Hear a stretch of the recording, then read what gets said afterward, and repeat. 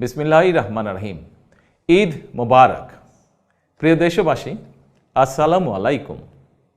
ত্যাগ, তাকওয়া আর সংযমের শিক্ষা দিয়ে বিদায় নিয়েছে পবিত্র মাহে রমাদান।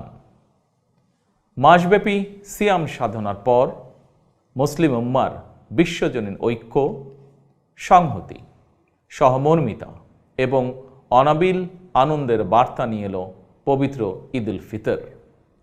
প্রতিটি ঘরে, প্রতিটি পরিবারে ঈদ আনন্দ পৌঁছে যাক সকলের তরে। আসুন আমরা রমাদানের আদর্শে উদ্বুদ্ধ হয়ে একে অপরের সঙ্গে পবিত্র ঈদ আনন্দ ভাগাভাগি করে নেই।